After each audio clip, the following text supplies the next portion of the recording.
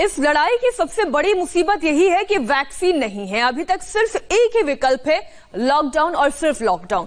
दुनिया भर के देशों की रिपोर्ट आपने देख ली हिंदुस्तान में, लेकिन कल से क्या क्या बदल जाएगा अब वो हम आपको बताते हैं कि लॉकडाउन कैसा होगा। स्टेप बाय स्टेप आप देखिए। सबसे पहले लॉकडाउन में क्या चीज की परमिशन होगी और किस चीज की परमिशन नहीं होगी। ट्रेन, शायद ये अभी आप देख रहे हैं कि मुमकिन है कि जिस तरीके से ट्रेन अभी चल रही है उसी तरीके से आगे भी ट्रेन चलाई जाए। मेट्रो सर्विसेज को हरी झंडी मिल सकती है। शॉपिंग मॉल्स लेकिन बंद रहेंगे। इसके अलावा आप देखिए डोमेस्टिक फ्लाइट्स को इजाजत मिल सकती है, लेकिन अगर आप ये सोच रहे हैं कि अंतर्राष्ट्रीय उड़ानों पर भी पाबंदी हटा दी जाएगी तो ऐसा नहीं है। अंतर्राष्ट्रीय उड़ानों पर पाबंदी जारी रहेगी। हमने जैसे कि कहा मेट्रो सर्विसेज, दिल्ली में भी मेट्रो सेवा को बहाल किया जा सकता है, लेकिन शॉपिंग मॉल्स पर पाबंदी होगी। आप जानते हैं टोटली सेंट्रलाइज्ड एसी होता है, वहां पर बड़ी संख्या में लोग जाते हैं। ऐसे में शॉपिंग मॉल्स शायद ना खुले, इसकी इजाजत बहुत कम है। ई कॉमर्स कंपनियां भी जैसे जरूरी सामानों की डिलीवरी कर रही थी, ठीक उसी तरीके से अभी भी उनकी डिलीवरी जारी रहेगी, लेकिन उससे ज्यादा रियायत मिलने की संभावना कम है।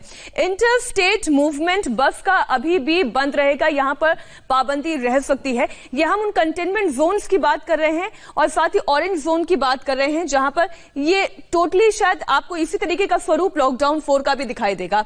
सैलून और स्पा खुलने की इजाजत होगी, लेकिन ऐसा मत सोचिए कि पूरी तरीके से रियायत होगी, केवल रियायत होगी, टोटली ओपन नहीं होगा। स्कूल और कॉलेजेस नहीं खोले जाएंगे, ये बात तय है। जो छात्र हैं, जो बच्चे हैं, हम उनकी हेल्थ को किसी भी तरीके से संकट में नहीं डाल सकते, इसलिए इस बात का ख्याल रखा जाएगा। सिनेमा घर बहुत जरूरी नहीं है, कोई एसेंशियल सर्विस नहीं है और बड़ी संख्या में क्योंकि थिएटर में लोग इकट्ठा होते हैं, इसलिए आप ये मानकर चलिए सिनेमा घर नहीं खुलेंगे। धार्मिक और सांस्कृतिक कार्यक्रम नहीं होंगे जहां पर बड़ी संख्या में लोग इकट्ठे होते हैं, धार्मिक अनुष्ठान होते हैं, यानी मंदिर, मस्जिद, गुरुद्वारे, चर्च, कुछ नहीं खोला जाएगा। अब देखिए कि ग्रीन जोन में क्या क्या खोला जाएगा।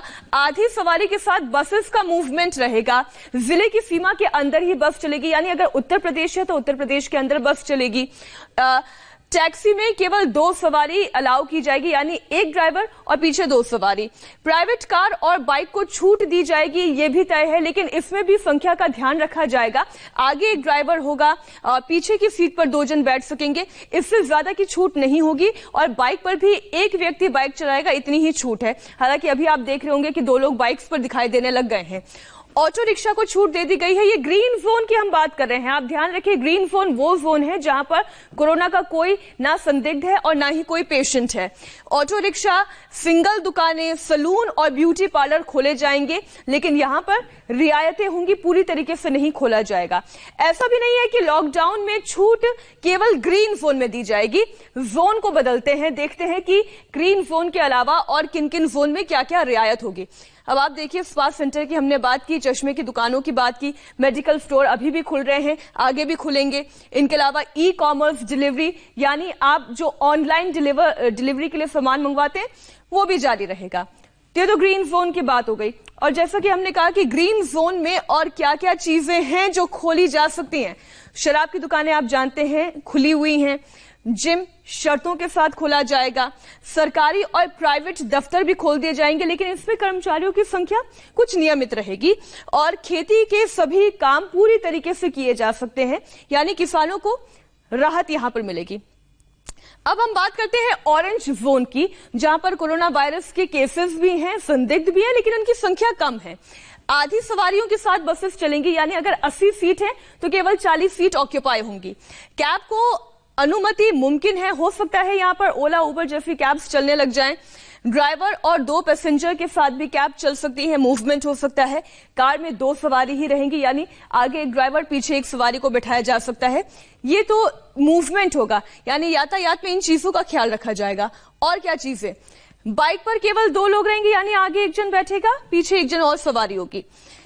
पास के दूसरे जिलों में आवाजाही हो सकती है, यानी अगर कोई लखनऊ में है तो लखनऊ से आगरा जा सकता है। हालांकि मैं ये दोनों शहर ऐसे नाम ले रही हूं, ऐसे जिले ले रही हूं जो ग्रीन जोन में नहीं आते हैं, जो ऑरेंज जोन में नहीं आते, जो रेड जोन में आते हैं, इसलिए पास के दूसरे जिलों में जाने की आवाजाही रहेगी अगर वो भी ऑरेंज जोन में आते हैं। मालवाहक गाड़ियां जा सकती हैं। शहरी इलाकों में मॉल, मार्केट और कॉम्प्लेक्स बंद रहेंगे। जब ग्रीन जोन में बंद रहेंगे तो सवाल ही नहीं उठता कि ऑरेंज जोन में भी मॉल या मार्केट या कॉम्प्लेक्स को खोलने का कोई सवाल उठता है।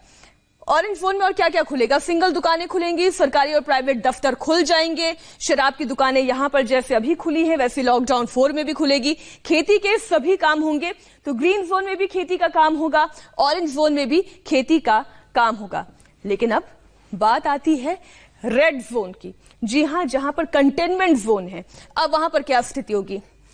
कार को, बाइक को इजाजत होगी, टैक्सी को इजाजत होगी और शर्तों के साथ ऑटो रिक्शा भी रेड जोन में चल पाएंगे, लेकिन शर्तों के साथ।